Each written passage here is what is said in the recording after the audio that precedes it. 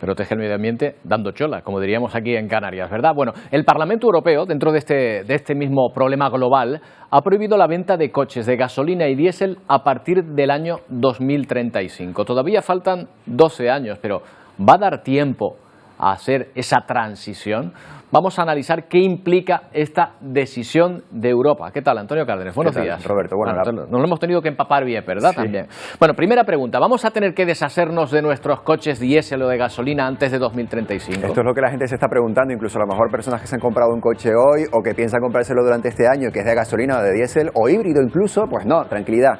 Antes de 2035 no, antes de 2050 sí. España tiene una normativa que dice que en 2050 ya no va a poder haber coches por la calle circulando ni que sean de gasolina, ni que sean de diésel, ni tampoco los híbridos, cuidado con los híbridos también, que se han puesto de moda últimamente, pero lo que va a ocurrir antes de 2035 es que no se van, mejor dicho, lo que va a ocurrir en 2035, a partir de esa fecha, es que no se van a poder vender coches de esas características, que emitan gases contaminantes a la atmósfera, a partir de 2035 en toda Europa. Y lo que también va a ocurrir es que este tipo de elementos, estas gasolineras que se van a tener que transformar en electrolineras, que como las están llamando, pues eso van a tener que ponerse las pilas también, porque ahora mismo hay unas 12.000 gasolineras en España, con sus surtidores allí, un montón por cada una de ellas, y muy pocas electrolineras, y las petroleras están diciendo, oye, empresas de energía, déjenos poner más electrolineras, y por lo visto hay un conflicto también en ese aspecto, o sea que las cosas están caminando despacio. Se van a tener que poner las pilas, nunca mejor dicho, Exacto. Antonio, ¿eh? Oye, pero hay muchas cosas que efectivamente que habilitar, esos puntos de conexión, la construcción de baterías. Nuestro país, España, ¿qué pasos? ¿Le queda mucho todavía por hacer, muchos deberes por hacer para ese año 2035? El deber fundamental es vender más coches eléctricos y esto no está ocurriendo al ritmo que se debería. Este año la previsión no llega a los 100.000 coches eléctricos y Bruselas está diciéndole a España que este año debería vender casi 200.000 y esa progresión de déficit va hasta el año 2035. En el año 2035 España debería estar vendiendo 1.300.000 coches eléctricos para producirse esa transición, pero España no llega a su previsión por lo menos a los 550.000. Pero bueno, te doy datos fresquitos y positivos, espero que sean, por ejemplo, en Canarias, en enero, este último mes, se vendieron alrededor de 420 coches eléctricos y eso es un incremento de por encima del 30% con respecto al mes de enero del año pasado. Y en España se vendieron alrededor de 8.000 coches eléctricos en enero y eso supone un incremento del 50% con respecto al año pasado. Así que algunas cosas, por lo menos, sí que se están haciendo. Oye, y a nivel europeo, ¿nos estamos pasando al coche eléctrico en general? Pues tenemos datos, por ejemplo, Noruega. Ahora mismo tú vas a Noruega y en las calles es más fácil casi encontrar coches nuevos eléctricos que coches híbridos o de combustibles. El 82% de los coches que se venden hoy en Noruega son eléctricos. Casi todos los países de la Unión Europea están en esa transición. España, como en otras cuestiones, está prácticamente a la cola. El 10% de los coches que se venden en España son eléctricos y hay países, por ejemplo, como Noruega o como Portugal, donde el 20% de los coches que se venden son eléctricos. Te digo una cosa, en esos países hay incentivos para la venta de coches eléctricos, incentivos atractivos para los consumidores. Bueno, a lo mejor es una de las claves. Vamos a hablar con un experto. Gracias, Antonio. Richard Puiggròs es ingeniero, experto en la transición del coche eléctrico. ¿Qué tal, Ricard? Buenos días. Buenos días, Roberto. Bueno, lo primero que están pensando mucho es quién paga esto, porque claro, hay un incremento notable en el coste de un coche eléctrico respecto a uno de combustión. ¿Va a haber alguna ayuda o se prevé algún tipo de ayuda para que esta diferencia no sea tanta? Depende, o sea, tampoco es exactamente así, porque sí que es verdad que cuando vamos a comprar un coche eléctrico es más caro que uno de combustión interna. Lo que pasa es que tenemos que ver todo el ciclo del vehículo.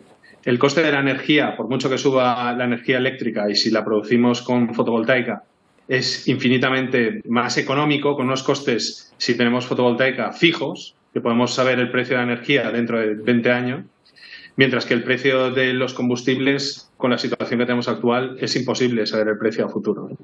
Claro. Y después el precio de recompra, el precio de valor a futuro. Un coche eléctrico, viendo todo ese escenario que habéis comentado, el coche eléctrico va a tener un valor residual mucho mayor que el que tiene un vehículo de combustión interna. Entonces, si todo eso lo pones en el largo plazo, haces un Excel, teniendo en cuenta de que el tema fiscal también es más reducido, hay zonas en las cuales no pagas la hora o la zona azul, pues todo eso lo vas poniendo y al final el coste es el mismo o más barato, depende de los kilómetros que haga. Si es el mismo, ya compramos, porque al final a todos nos interesa dejar una herencia de un mundo mejor que el que hemos encontrado, ¿no? Y después, como punto, es el tema de la movilidad eléctrica. El pasar de la gasolina a un vehículo 100% eléctrico no es una evolución, como pensamos, es una revolución, y como tal hay que cambiar los hábitos. Es decir, estamos acostumbrados a poner gasolina pues una vez a la semana o una vez al mes, depende del uso que tengamos, y pensamos que ese mismo modelo lo vamos a hacer con el vehículo eléctrico, y no es así. Yo como usuario desde 2016 de vehículo eléctrico intento cargar, es como el móvil, siempre que puedes cargas, vas a un supermercado que tiene cargador, cargas en casa, cargas, siempre que puedes lo pones a cargar. Claro, pero Ricardo, también es verdad que se contamina menos, evidentemente, porque se arrojan menos gases a la atmósfera, pero hay quien recuerda que hay otros tramos en los que se puede contaminar más. Mira, aquí en Canarias, por ejemplo, la mayoría de la electricidad se obtiene quemando diésel. Sí. ¿No estamos trasladando la contaminación en un punto a otro distinto? Sí, lo que pasa en grandes ciudades, por ejemplo en Las Palmas. Bueno, Las Palmas tiene la generación de energía, la tiene cerca, pero bueno, no sería pero en Madrid y Barcelona, grandes ciudades donde la generación de energía está lejos, desplazas la producción, que eso se va también dentro de la transición a un modelo ecológico. Al final esas plantas se cerrarán y habrá hidrógeno o eólica o marino o otras fuentes de energía, ¿no? Pero dentro de la ciudad estás hablando de que dejas de contaminar. O sea, el coche eléctrico dentro de la ciudad deja de contaminar. Y no deja de contaminar, es contaminación cero, porque las pastillas de freno son cancerígenas y contaminan, y los neumáticos, lo que deja el neumático, también contamina. Entonces, el modelo ideal de ciudad es un modelo ideal de transporte público, bicicleta y andando. El coche privado lo van a penalizar, indistintamente que sea eléctrico o no, es algo que se va a penalizar, el vehículo eléctrico privado en grandes ciudades. De hecho, se están poniendo también en muchas ciudades esos límites, ¿no?, a la introducción de coches eléctricos. Yo una última pregunta y muy rápido, porque estamos pasando de los combustibles fósiles a la generación eléctrica, pero antes, por el camino, ¿no podría haber otro tipo de combustibles que se obtengan de otras fuentes que no sean esos combustibles fósiles? Llegará, pero el tiempo, fíjate que estamos hablando de muy pocos años. No tenemos tiempo de implementar esa nueva tecnología, que seguramente llegará en el tiempo, pero ahora, en el minuto que estamos, no tenemos otra opción que no sea el vehículo eléctrico, tanto para vehículos privados, camiones, autobuses, el hidrógeno, pero al final el motor de hidrógeno es un motor eléctrico, lo que es las almacena la electricidad en un gas en lugar de en una batería, ¿no?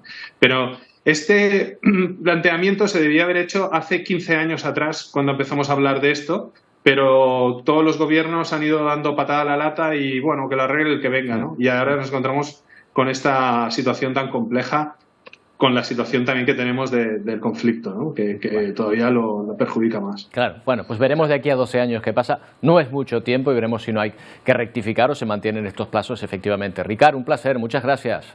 Bien, gracias.